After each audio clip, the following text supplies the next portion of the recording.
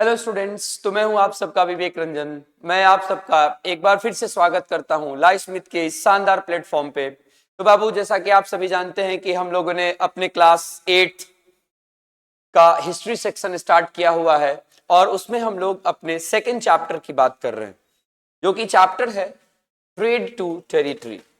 ठीक है, तो हमने इसके 2 सेशंस बाबू कंप्लीट कर लिए हुए हैं, आप ये बात बखूबी जानते हैं। उन दोनों सेशंस में हमने जो इंपॉर्टेंट चीजों को डिस्कस करा था उसको मैं जस्ट एक बार फटाक से आपको रिकॉल कर देता हूं, फिर हम लोग इस सेशन के अंदर में चैप्टर को थोड़ा आगे की तरफ लेके चलेंगे।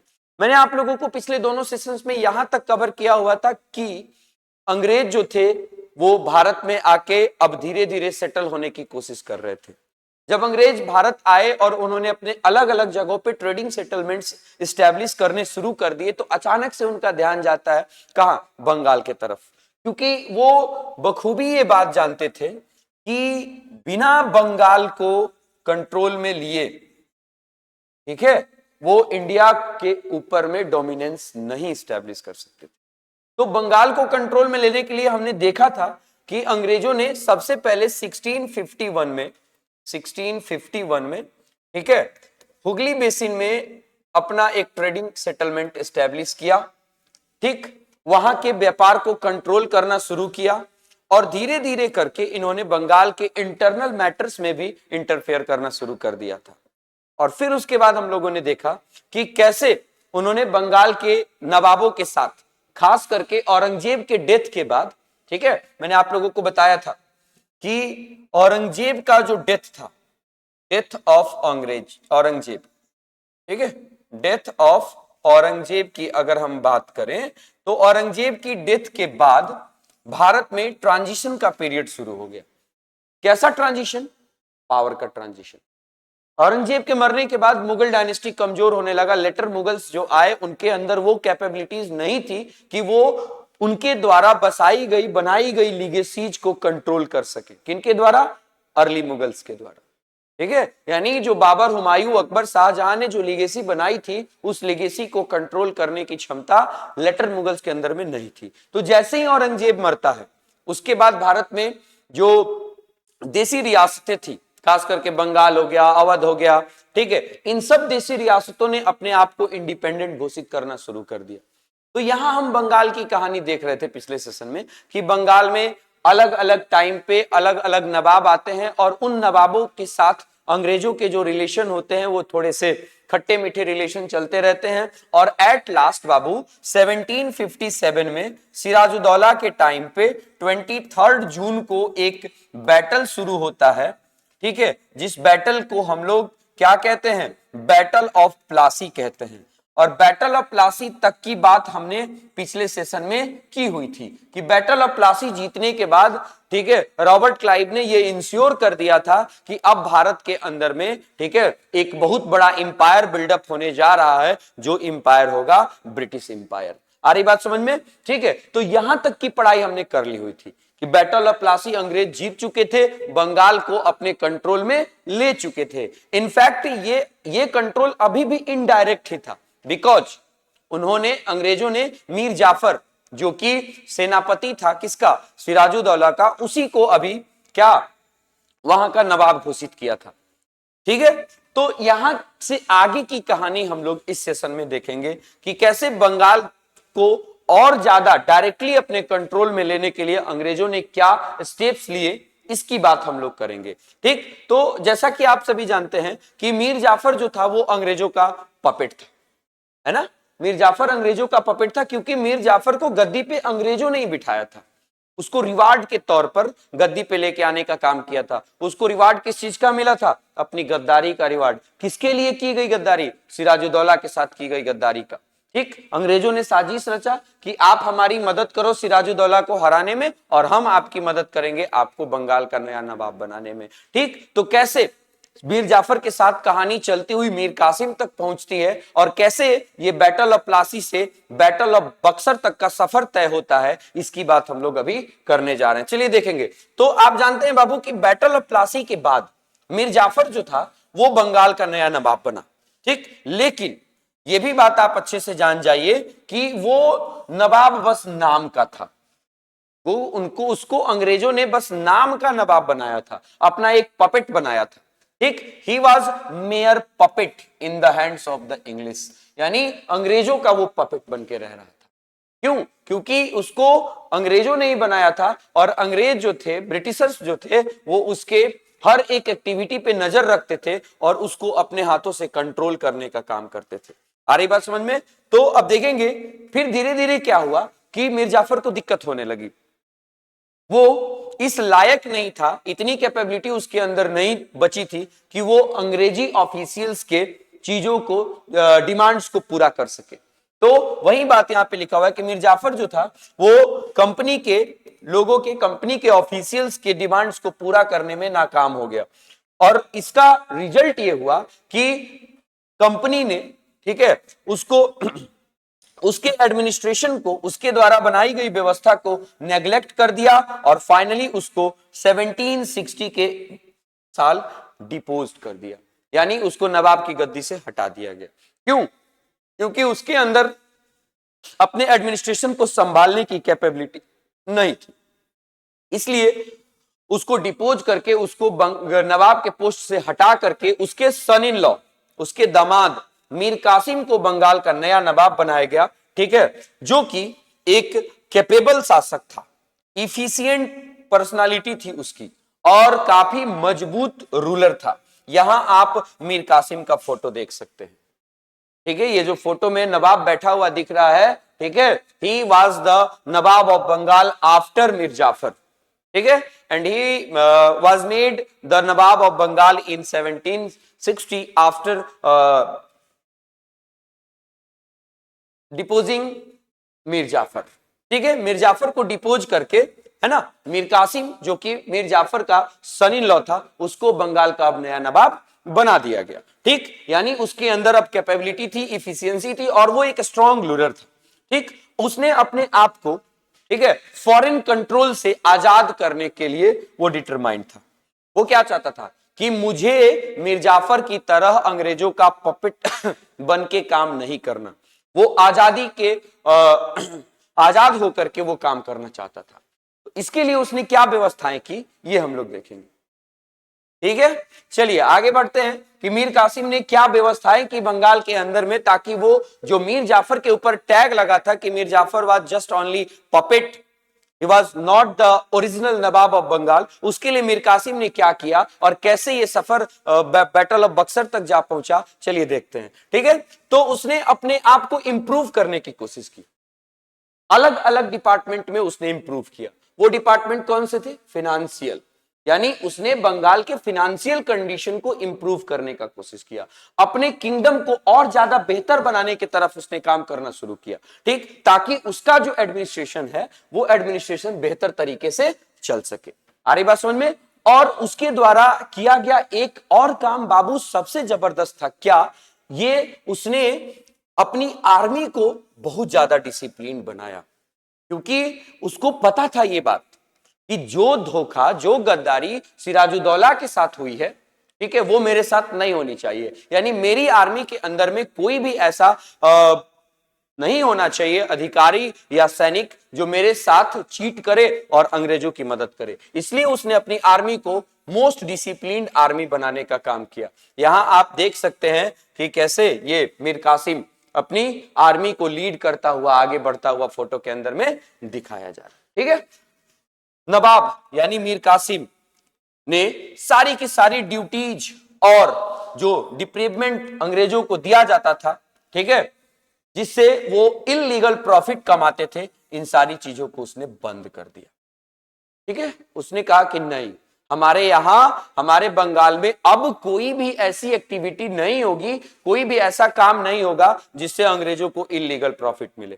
ठीक है, तो अब ये सब चीजें जब वो कर रहा था तो जाहिर सी बात है कि अंग्रेजों को ये बात खटकेगी, उनको ये बात खलने लगी और वो लोग अंदर ही अंदर अब मीर कासिम से भी गुस्सा होने लगे थे। ठीक, और यानी अब हमारा ये बात यहां तक पहुंच चुका है कि मीर कासिम और अंग्रेजों के बीच बाबू अब एक नए तरह का कॉन्फ्लिक्ट जो था, विवाद जो था, वो जन्म ले रहा था। ये कैसे खत्म हुआ आगे देखते हैं।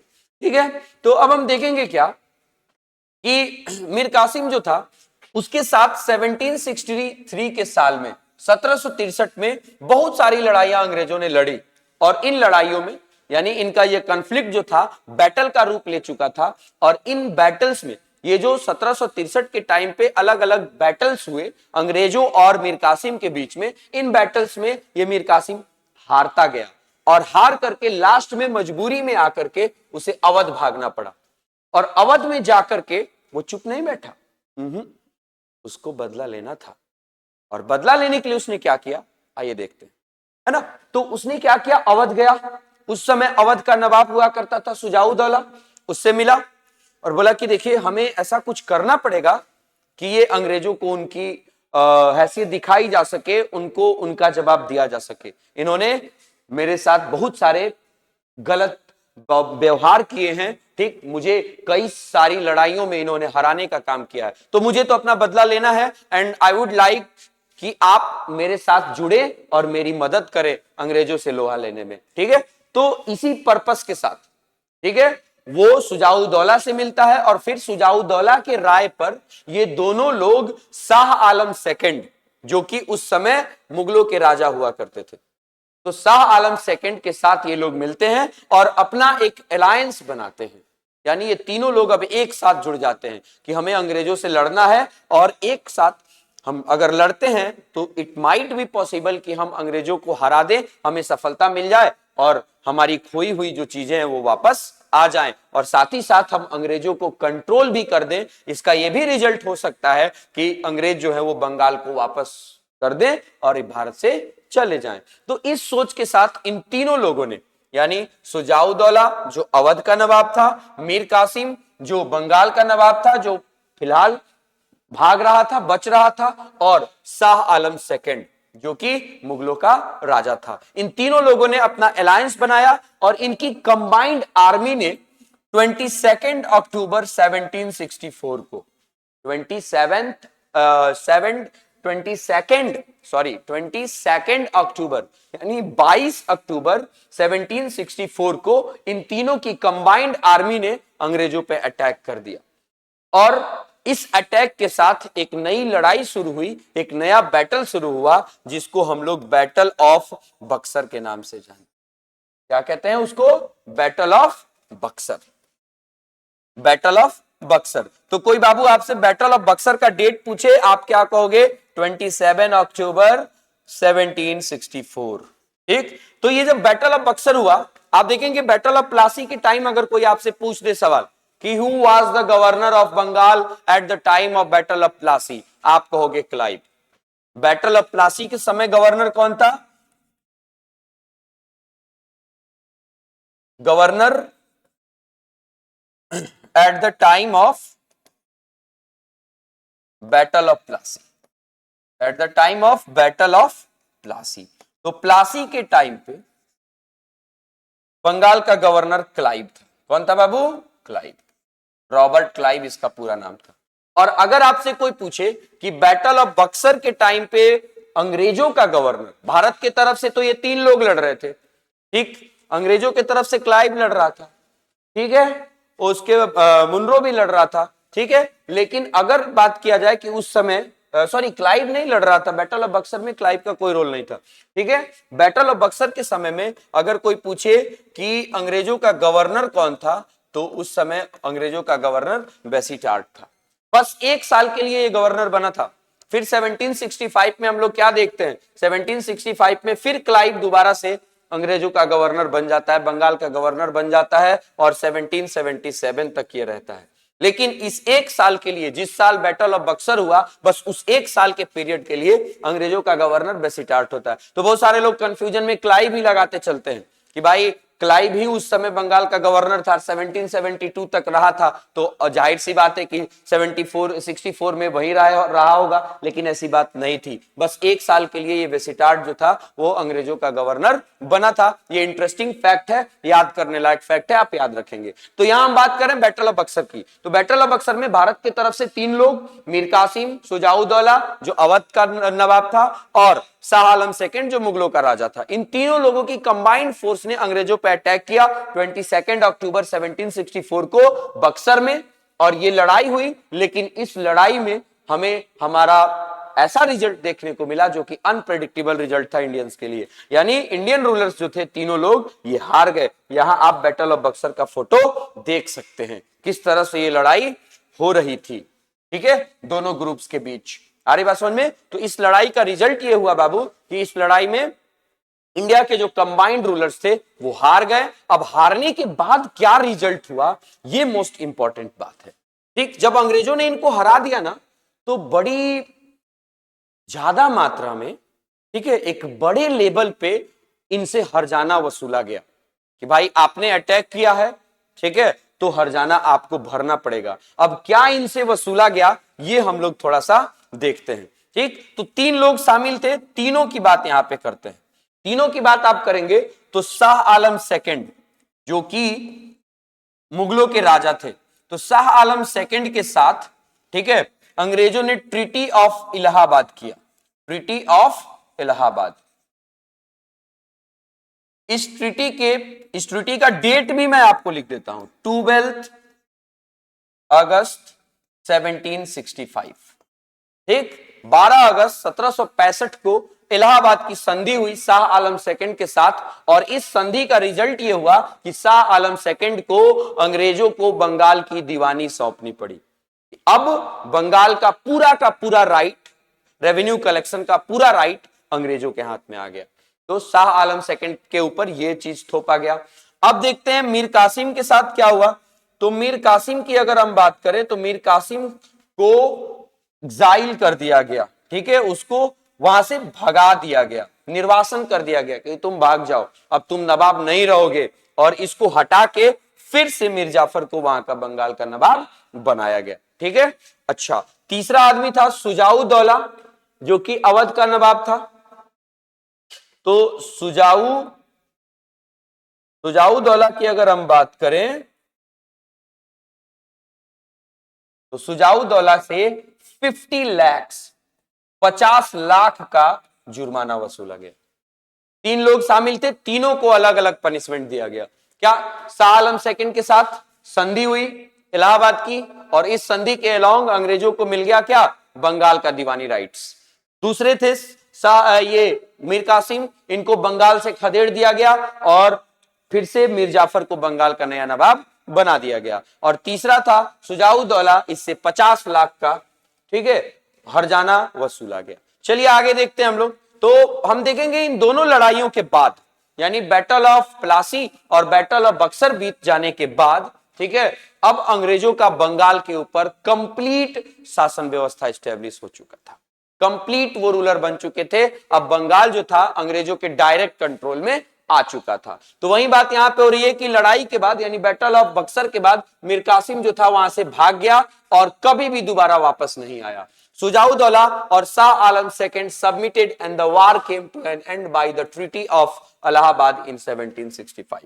यानी यहां पे ये ट्रीटी ऑफ इलाहाबाद का फोटो दिखाया जा रहा है जो 12 अगस्त, ठीक है, 1765 को अंग्रेजों ने शाह आलम सेकंड के साथ किया और बंगाल की दीवानी प्राप्त करी। तो इस संधि के साथ, इस कॉम्प्रोमाइज के साथ ये लड़ाई जो थी, यानी बैटल ऑफ बक्सर जो था, वो फाइनली खत्म हुआ, कंप्लीट हुआ, ठीक, और अंग्रेज अब बंगाल के डायरेक्ट रूलर बन गए। ठीक, आई बात समझ में? आगे देखेंगे कि अब बंगाल को कंट्रोल में करने के बाद अंग्रेजों ने क्या नीतियां अपनाई भारत में अपना डोमिनेंस और ज्यादा विस्तारित करने के लिए, ये हम लोग देखेंगे। ठीक है, तो आगे बढ़ते हैं बाबू। बैटल ऑफ प्लासी के बाद हम क्या देखते हैं कि अंग्रेजों के जो ऑफिशियल्स थे ना, वो अब नवाब्स बन गए। ठीक है, नवाब्स बन गए, यानी अब भारत का कोई आदमी बंगाल का नवाब नहीं। अब कौन बंगाल का नवाब बनेगा? जो बंगाल का गवर्नर होगा। ठीक, तो कैसे ब्रिटिश ऑफिशियल्स बंगाल के नवाब बन बैठे और उन्होंने कैसे बंगाल को अपने हाथों में कंट्रोल करना शुरू कर दिया, जैसे उनकी मन थी उस मन के हिसाब से उन्होंने अपना शासन व्यवस्था आगे बढ़ाना शुरू किया, ये हम लोग देखेंगे। ठीक है, तो देखेंगे कि the actual Nawab of Bengal were forced to give land and vast sum of money as personal gift to company officials. यानी जो वहां के स्थानीय नवाब थे बंगाल के, उन स्थानीय नवाबों के ऊपर प्रेशर बनाया जाने लगा कि भैया अब बंगाल जो है वो अंग्रेजों का है, तो ऐसी परिस्थिति में आपको क्या करना है, आपको रहना है हमारे अंडर में, यानी आप हमारे नीचे रहोगे और हम जो बोलेंगे वो आपको करना होगा। तो करना क्या होगा, आपको अपनी जमीन देनी होगी, और क्या देना होगा, पैसे देने होंगे, और क्या देना होगा कि जब भी अंग्रेजी ऑफिशियल्स आएंगे आपसे मिलने तो कुछ उनकी खिदमत में जबरदस्त गिफ्ट्स आपको पेश करने होंगे। तो इस तरह से हम क्या देखते हैं कि ओरिजिनल नवाब जो थे वो उनका सारा का सारा वैल्यू खत्म, और ब्रिटिश ऑफिशियल्स जो थे, अधिकारी जो थे, उनके हाथों में पावर अब धीरे धीरे शिफ्ट होना शुरू हो चुका था। रॉबर्ट क्लाइव खुद ठीक भारत में काफी भाग्यशाली जीवन बिता करके गया। ठीक, वो मद्रास आया था 1743 में। कब आया था, यह भी सवाल बड़ा जबरदस्त है, पूछा जा सकता है कि रॉबर्ट क्लाइव जो था वो भारत कब आया था, तो 1743 में आया था। कहां आया था, मद्रास में आया था, जो आज चेन्नई है। यानी जो आज चेन्नई है वो पहले मद्रास था। और रॉबर्ट क्लाइव जब भारत आया था ना बाबू, तो मात्र 18 साल का था।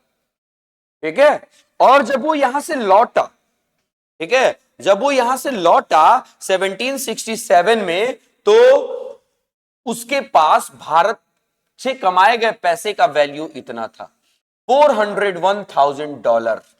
$401,000 का वो सम उस समय के टाइम पे, इतना पैसा भारत से वो कमा के गया।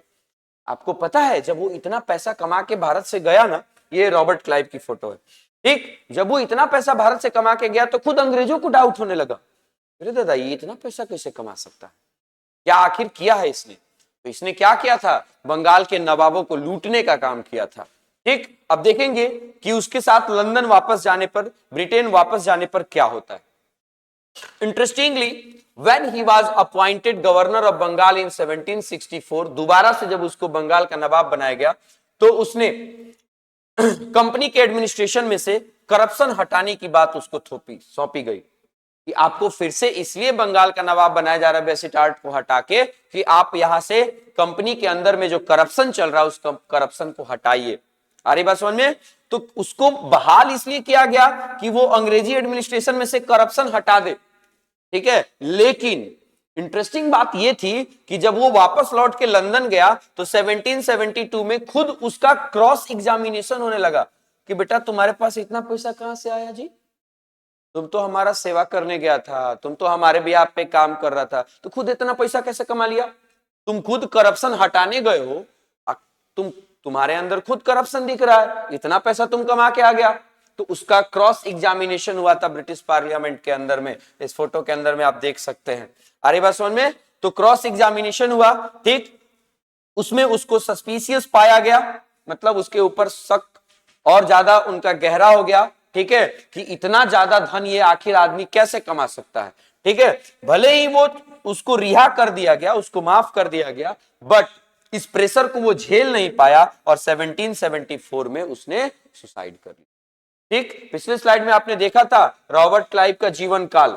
ठीक है, आप यहाँ पे देख सकते हैं 1725 में जन्म लिया, 1743 में भारत आया, 1772 में भारत से वापस गया और 1774 में उसने सुसाइड कर लिया।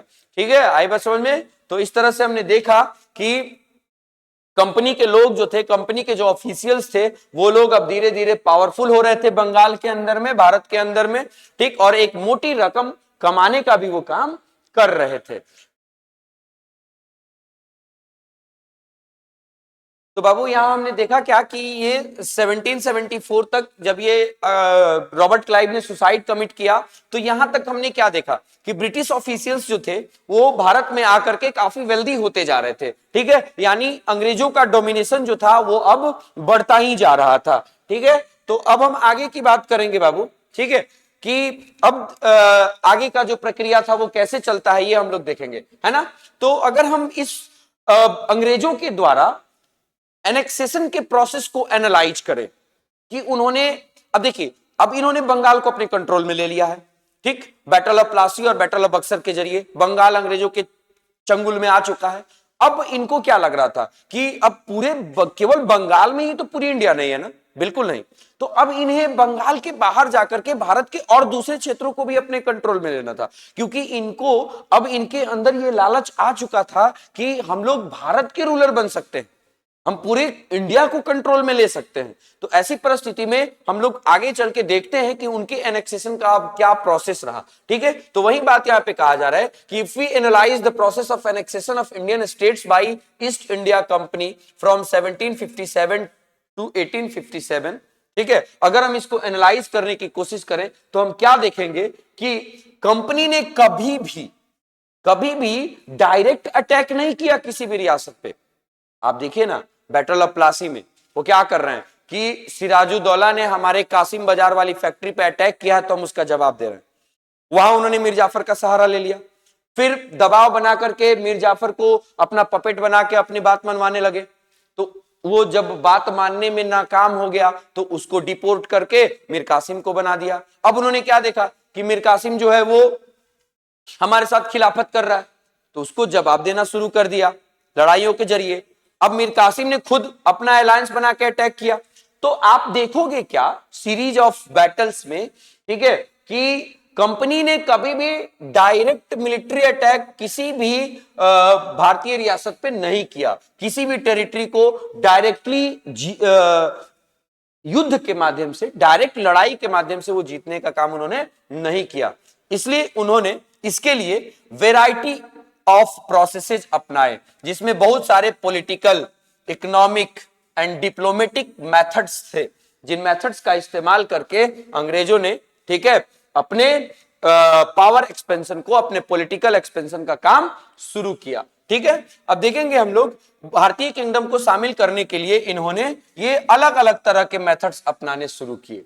ठीक, ये करते क्या थे, पॉलिटिकल मैटर्स में, इकोनॉमिक मैटर्स में, ठीक है, इंटरफियर करते थे जाके, और उस इंटरफेरेंस के चक्कर में कॉन्फ्लिक्ट पैदा होता था, और कॉन्फ्लिक्ट के चक्कर में वो क्षेत्र जो था वो इतना कमजोर हो जाता था कि ये लोग अपने क्षेत्र में उसको मिला लेते थे। आप लोग सुने होंगे कि अंग्रेजों का पॉलिसी ही था क्या, डिवाइड एंड रूल, बांट दो और शासन करो, यानी फूट डालो शासन करो, यही काम ये करते थे।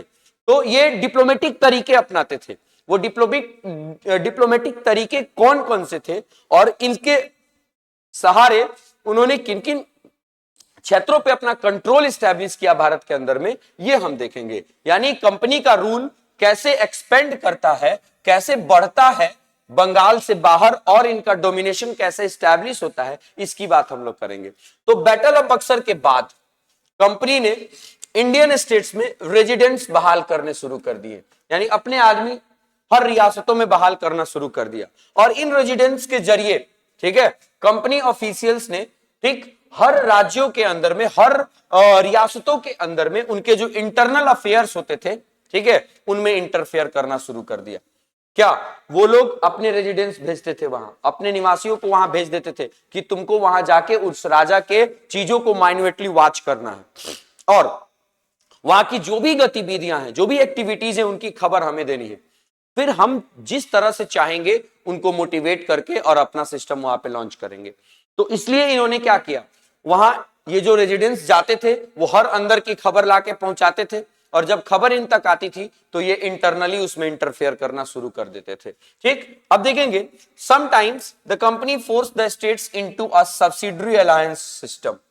ठीक है, यानी कई बार हम ये देखने को मिलता है कि अंग्रेजों ने अपने सिस्टम को इस्टेब्लिश करने के लिए, डोमिनेशन को इस्टेब्लिश करने के लिए, ठीक है, इन्होंने, ठीक, सब्सिडरी अलायंस जैसे सिस्टम को लॉन्च करना शुरू किया। ठीक, according to the terms of this alliance Indian rulers were not allowed to have their independent armed force. ठीक है, यानी सब्सिडरी अलायंस का जो सिस्टम इन्होंने लॉन्च किया, उसके हिसाब से हमें यह देखने को मिलता है कि इसके अंदर यह व्यवस्था थी कि भारतीय राजा जो होंगे अपने इंडिपेंडेंट आर्मी की व्यवस्था नहीं कर सकते थे। ठीक, अब देखिए ये सब्सिडरी अलायंस का पूरा प्रोसेस कैसे काम करता था, ये हम यहां पे देखेंगे। देखिए सब्सिडरी अलायंस क्या था, हम यहां को समझाते हैं आपको। सब्सिडियरी अलायंस, देखिए ये जब इंटरनल अफेयर्स में इंटरफेयर करना शुरू कर दिए ना, तो इन्होंने राजाओं को यह भरोसा दिलाना शुरू किया कि देखिए राजा जी, आपका जो इंपायर है वो आपसे संभलेगा नहीं, आपको पड़ेगी हमारे मदद की जरूरत, और हम करेंगे आपकी मदद। ठीक, उसके लिए आपको कुछ हमारी शर्तें माननी पड़ेगी। हमारी बात समझ में? हम पड़ोसी राज्यों से होने वाले जो अटैक्स होंगे उनसे आपकी रक्षा करेंगे, हम बजाबते अपनी आर्मी की व्यवस्था करेंगे, आपको अपनी आर्मी रखने की जरूरत नहीं है। जैसा कि हमने पिछले स्लाइड में पढ़ा कि जो राजा सब्सिडरी अलायंस एक्सेप्ट करता था वो अपनी पर्सनल आर्मी की व्यवस्था नहीं कर सकता था, ठीक, उसको रिलाय करना पड़ता था अंग्रेजों के द्वारा एस्टेब्लिश की गई आर्मी पे। तो अब इन्होंने क्या व्यवस्था किया कि अंग्रेज जो होंगे, British would arrange the army, यानी आर्मी का अरेंजमेंट कौन करेगा? ब्रिटिश करेंगे। बदले में वो राजा से क्या मांगते थे कि हम जो आर्मी आपके सुरक्षा में रखेंगे उस आर्मी का सारा खर्च आपको देना है। पहला कंडीशन। सब्सिडरी अलायंस एक्सेप्ट करने वाले राजा के पास के सामने ये लोग कुछ कंडीशन रखते थे। पहला शर्त क्या होता था कि देखिए आपको आपके पड़ोसी राज्य से खतरा है, तो उस खतरे से बचने में हम करेंगे आपकी मदद, और उस मदद के लिए हमको अपने लिए आपके लिए आर्मी की व्यवस्था करनी पड़ेगी। तो हम आर्मी का अरेंजमेंट कर लेंगे, सेना की बहाली कर लेंगे, आपको उसका खर्चा उठाना होगा, यानी उनका सैलरी, उनके रहने का जगह, उनके पहनने के लिए यूनिफॉर्म्स, यानी तमाम जितने भी खर्चे होंगे उनके, वो सारे खर्चे आपको उठाने पड़ेंगे। पहला कंडीशन होता था। दूसरा क्या कंडीशन होता था कि non British foreigner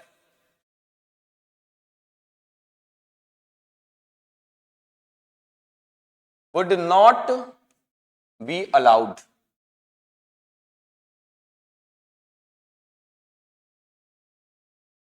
in the court. जो भारतीय राजाओं के कोर्ट होंगे, दरबार होंगे, उन दरबारों में जो वैसे विदेशी जो अंग्रेज नहीं होंगे उनको कोई अलाउंस नहीं दिया जाए, यानी नॉन ब्रिटिशर्स फॉरेनर को रखने की आजादी राजा को नहीं होगी। ऐसा वो क्यों करते थे? क्योंकि अंग्रेजों को डर था कि जब भारत के राजा लोग नॉन ब्रिटिश फॉरेनर्स को रखेंगे, यानी फ्रेंच को रखेंगे, पोर्टुगीज को रखेंगे, तो ये लोग अपने हिसाब से वहां का सिस्टम चलाने लगेंगे, और हो सकता है कि वो अंग्रेजों के खिलाफ कॉन्स्पिरेसी में राजाओं की मदद करने लगे।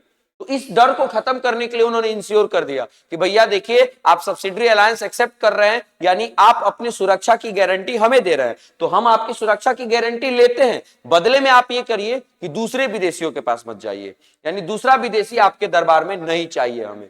तीसरी व्यवस्था क्या करनी होगी कि N British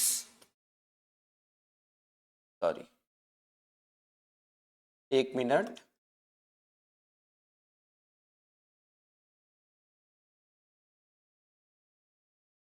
it would be necessary to keep a British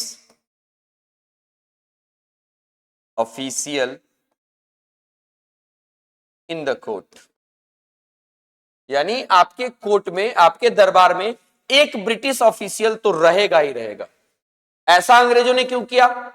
ऐसा इसलिए किया कि जो ब्रिटिश ऑफिशियल होगा वो अंग्रेजों का रेजिडेंट होगा, और वो रेजिडेंट जब राजा के दरबार में रहेगा, इंडियन राजा के दरबार में, तो उसके हर एक खबर को ला करके पहुंचाएगा। नहीं, इससे अंग्रेजों को उसके daily day to day activities के बारे में पता चलता रहेगा कि राजा के किस तरह के मूवमेंट्स चल रहे हैं, वो क्या मूव लेने वाला है, कहीं साजिश तो नहीं कर रहा, कहीं हमारे ऊपर अटैक तो नहीं करने वाला है। तो इन सब चीजों को इंश्योर कर लेने के बाद ही अंग्रेज अलाउ करते थे भारतीय राजाओं को कि ठीक है, जब आप ये शर्तें मानने को तैयार हैं तो आइए, you are most welcome, we are taking the guarantee of your security, हम आपको सिक्योरिटी देंगे, आर्मी की प्रॉपर व्यवस्था करेंगे और आपके पड़ोसी राजाओं से आपकी रक्षा करेंगे। यानी कहने का क्या मतलब, ये एक डिप्लोमेटिक तरीका था भारतीय राज्यों को अपने कंट्रोल में लेने का। जब एक राजा सब्सिडरी अलायंस एक्सेप्ट कर लेता था तो धीरे धीरे उसको इतना कमजोर बना दिया जाता था कि वो अब राजा खुद अपना राज्य अंग्रेजों को दे देता था कि भाई अब तुम ही इसको संभालो, मेरे बस का नहीं है ना। तो subsidiary alliance was a mechanism to establish the domination of Britishers on Indian provinces. ठीक है, तो वही बात है, यहां पे देखेंगे कि हम आर्मी की व्यवस्था कंपनी करेगी और उस कंपनी का सैलरी जो होगा वो सब्सिडरी फोर्सेज देंगे। ठीक है, if the Indian rulers fail to make the payment then the part of their territory equal to that amount was taken away as penalty. यानी ये व्यवस्था कर दी गई कि हम आर्मी की व्यवस्था करेंगे, आर्मी का सारा खर्चा आपको उठाना है। अगर आप आर्मी का खर्चा उठाने में नाकाम हो गए, यानी आप पेमेंट करने में डिले कर दिए, तो आपसे उतनी टेरिटरी छीन ली जाएगी जितना पैसा आपके ऊपर बकाया होगा। अब ऐसी परिस्थिति में वो धीरे धीरे करके क्या करते थे, उस पूरे राज्य को ही अपने कंट्रोल में ले लेते थे। ये था सब्सिडरी अलायंस का व्यवस्था। आई बात समझ में? आगे देखेंगे हम लोग एग्जाम्पल के तौर पे। अब देखा जाए कि रिचर्ड वेल्जली, इसी ने, ये जो वेल्जली था, इसी ने ही सब्सिडरी अलायंस की शुरुआत की थी। वो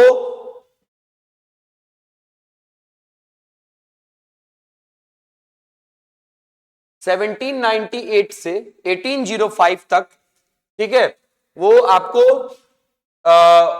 गवर्नर जनरल था। तो नवाब ऑफ अवध, ठीक है, अवध के नवाब को फोर्स किया गया कि वो अपनी आधी टेरिटरी इसको कंपनी को दे दे। ठीक है, क्यों? क्योंकि उस समय अवध का नवाब फेल हो चुका था, क्या करने के लिए? अपने पेमेंट देने के लिए।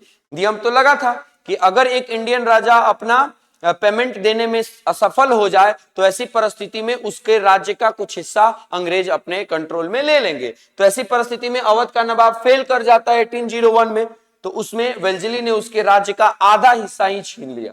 ठीक है, आई बात समझ में? तो इस तरह से अगर हम बात करें तो सब्सिडरी अलायंस सिस्टम को एक्सेप्ट करने वाला भारत का पहला राजा जो था वो हैदराबाद का निजाम था, निजाम ऑफ हैदराबाद। यानी निजाम ऑफ, याद रखेंगे ये सवाल ऑब्जेक्टिव में पूछा जाता है कि Nizam of Hyderabad was the first ruler to accept subsidiary alliance system. ठीक है, यानी अंग्रेजों ने सब्सिडरी अलायंस सिस्टम के तहत, ठीक है, भारत के ऊपर में अपना डोमिनेशन स्टैब्लिश करने के लिए और बंगाल के बाहर अपने पावर को एक्सपेंड करने के लिए एक बड़ा जबरदस्त प्लान बनाया, और इस प्लान में वो धीरे धीरे सक्सेस भी हो रहे थे।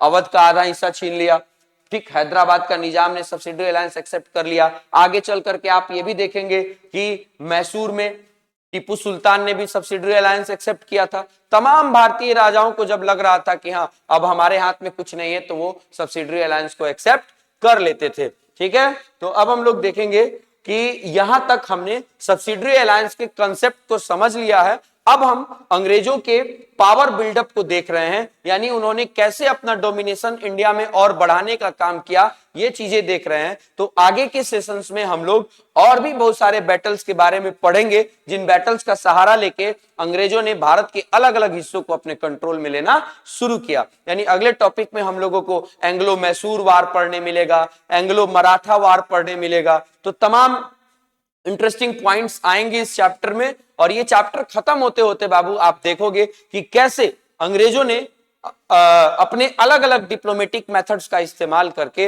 भारत के पूरे साम्राज्य को अपने कंट्रोल में ले लिया था। ठीक है, चलिए मिलते हैं नेक्स्ट सेशन में, तब तक के लिए थैंक यू वेरी मच।